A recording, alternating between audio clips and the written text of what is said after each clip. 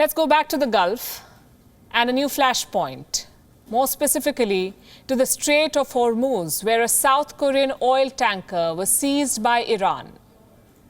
The Iranian forces say that the ship was held because it was polluting the Persian Gulf with chemicals. But only the naive would believe that justification. Iran was basically flexing its muscle, showing its dominance in the region, and in doing so, sending a clear signal to both South Korea and, more importantly, the United States. This development comes at a time when there is rising tension between Iran and the ongoing Trump administration. On Monday, Iran resumed enriching uranium once again. Now, this is a significant breach of the 2015 nuclear accord and was done to retaliate against Washington, D.C. The U.S. had withdrawn from the agreement in 2019 and reimposed sanctions against Tehran.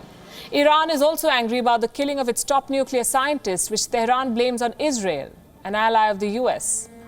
So how did South Korea, a small country in Asia, get caught up in the middle of the Iran-U.S. tensions? Our next report has all the details.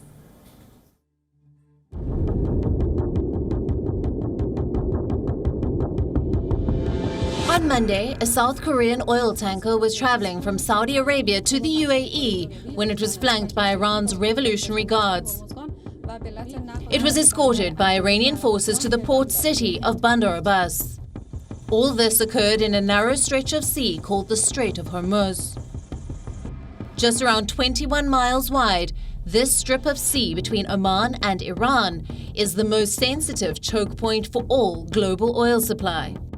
All tankers carrying crude oil from ports on the Persian Gulf must pass through this strait. To give you an example, in 2018, the daily oil flow in this area averaged 21 million barrels per day. This is the equivalent of about 21% of the global petroleum consumption. This is not the first time that Iran has seized ships of other countries. It has a history of seizing ships, especially if they belong to countries which have disputes with Tehran.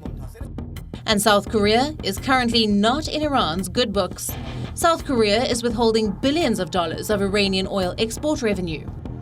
Seoul is following US sanctions against Iran.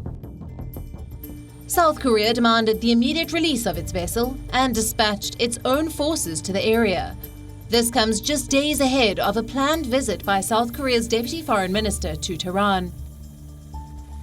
Analysts say seizing the oil tanker was Iran's bid to force South Korea to come to the table and discuss repatriation of the Iranian money. So far, Iran remains defiant. A government spokesperson today said it's the Korean government holding Iranian money hostage. If there is any hostage taking, it is Korea's government that is holding more than $7 billion, which belong to us on baseless grounds. But Iran's move might have backfired. A South Korean foreign official has said that the deputy foreign minister's visit was now up in the air, and the country's focus was now to free the 20 crew members of the ship. Bureau Report, WION World is One. WION is now available in your country. Download the app now and get all the news on the move.